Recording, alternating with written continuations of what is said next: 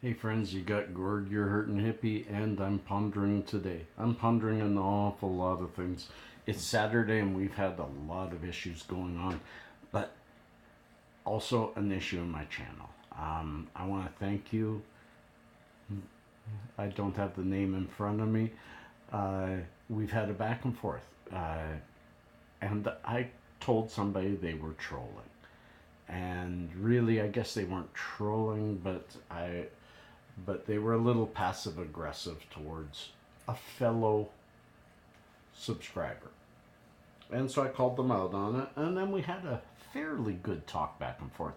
And I'm hoping you're still with me because that's what this is all about. Let's get out the passive aggressiveness, the difficulties back and forth that we don't agree on everything. I think you'll find through this talk that you agree with me. But how we enact what we do and how we handle ourselves, that that's life. That's just life. I'm not angry at anybody. I hope nobody's angry at me. What am I talking about? Well, I'm going to be very brief on this. Somebody told somebody else on my channel that hey, buying from an LP is supporting the LPs. It's wrong. It's not being a good advocate. It's not being a good stoner. Blah blah blah. And to a lot, I agree. Where you can advocate, you should advocate. But let's get it straight. A lot of people don't really even understand our Canadian weird landscape where it comes to medical cannabis and where it comes to our rights to it. And we are not talking recreational here, we are talking medical. So I want to give a bit of a history lesson so that those who are watching can decide on their own. And I remember, please don't take this as advice. I'm giving you all information from which I hope you will incorporate into your decision making process to come up with a decision that suits you. The decision I come up with suits me, and sometimes doesn't suit me, so that's on me.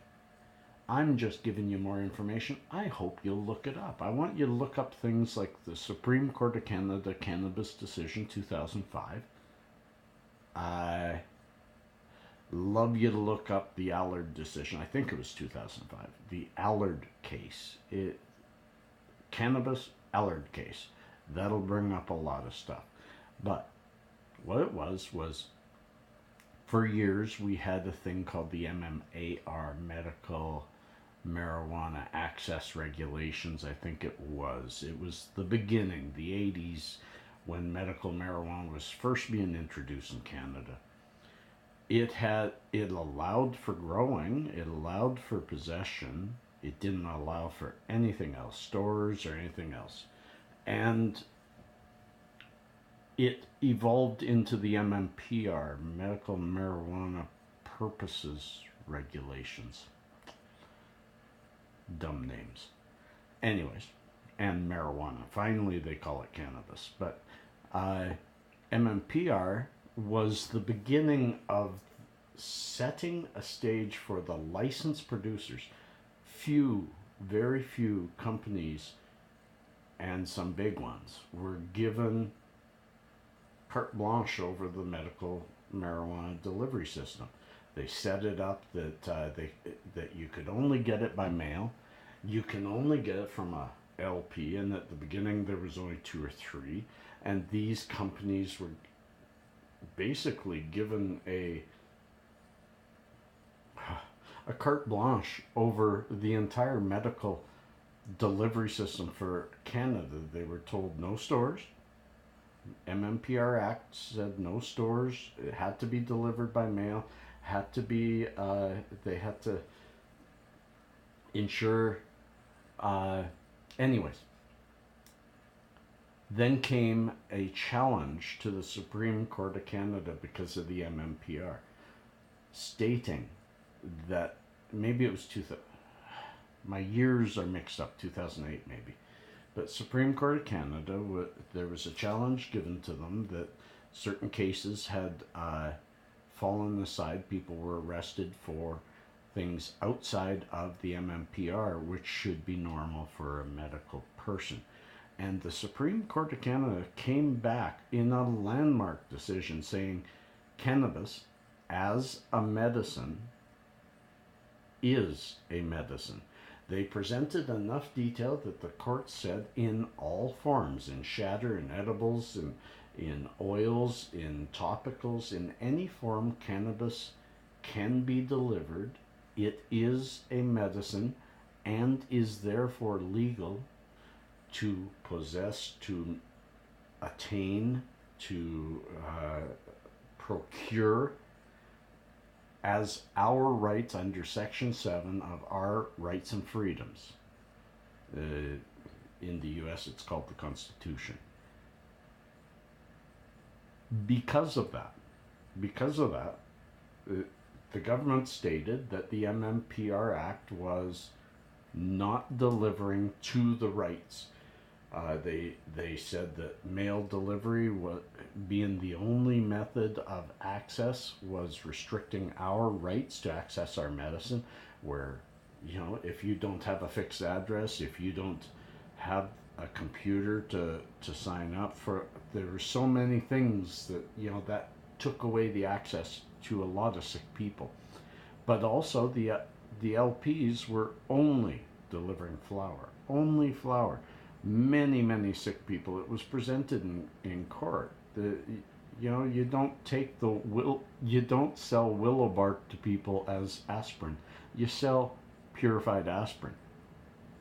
So, but the Health Canada did not move on any changes after the Supreme Court of Canada's decision. But what did happen was dispensaries started opening up all over the place, because people knew that their rights were being infringed by the LPs, and they had the right to purchase cannabis in different methods and in different purchasing methods. Not just the cannabis in different forms, but the method of purchase, face to face, talking to people.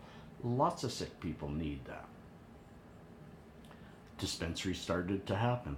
Then the Allard case happened, where a group of lawyers, a class action suit against the government for not following the Supreme Court of Canada's 5 main pillars. And I don't remember the 5 main pillars. I did look it up and I couldn't find it. But access, types of medicine, storefronts, commerce, our right to commerce, our right to purchase from anybody. The government was lambasted and in fact the MMPR Act was deemed in 2015 by the Allard case, by the courts, and the government of Canada did not appeal. The MMPR Act was considered defunct, and the government was given 6 months to turn it around and create a new act that created a better road to access. They understood that it would take a while to get access. So the ACMPR Act came out, the Access to Cannabis for Medical Purposes Regulations. And that's what we're under now. It's still not there because it still limits the people who can sell. Only licensed producers can sell. They have slowly given out licenses to sell oils and capsules.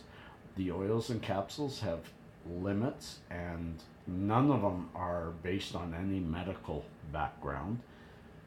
So once again, even though ordered to have stores, to have greater access, to increase commerce, to allow more freedom for the Canadian people, that's what it was all about. Only minor changes were made and dispensaries began to flourish because we know that Health Canada doesn't decide what is legal and what is not, and that's where gray area comes in.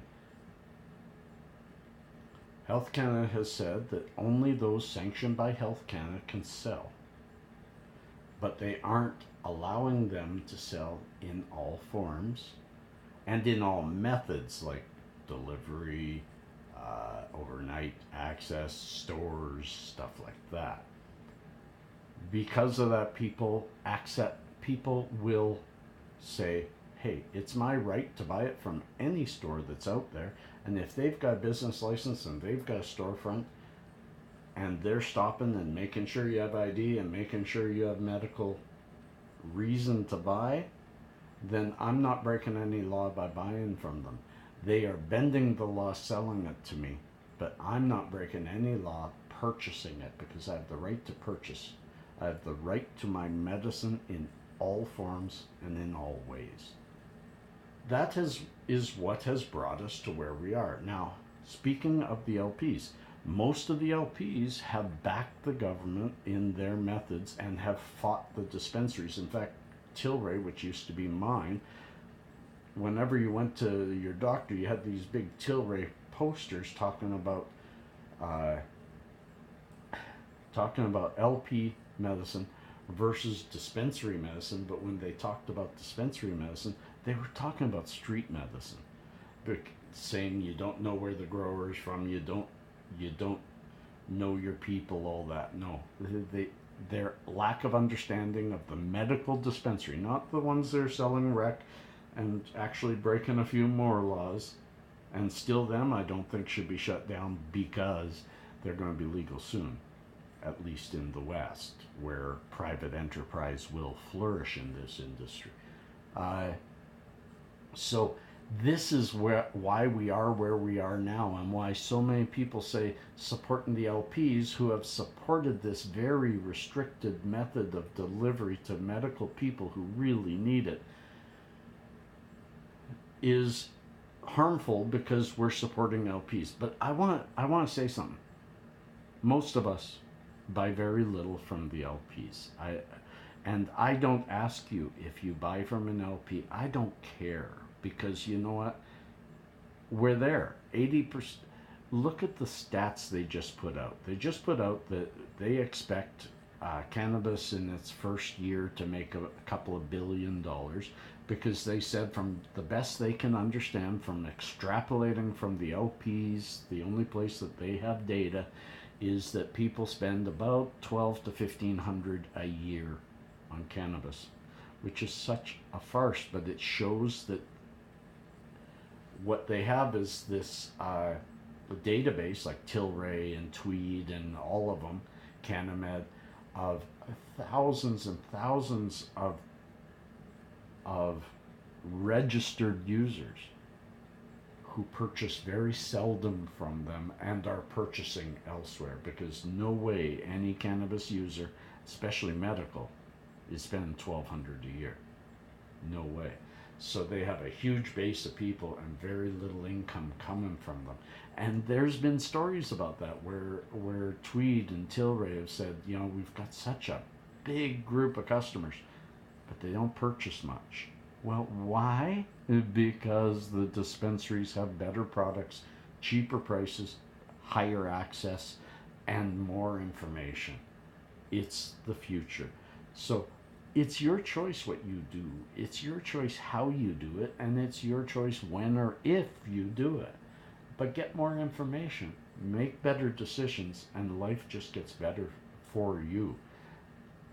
But remember, all decisions are on you, they're for you, they're by you, and all I'm trying to do is give you more information to add to the information you're already gathering.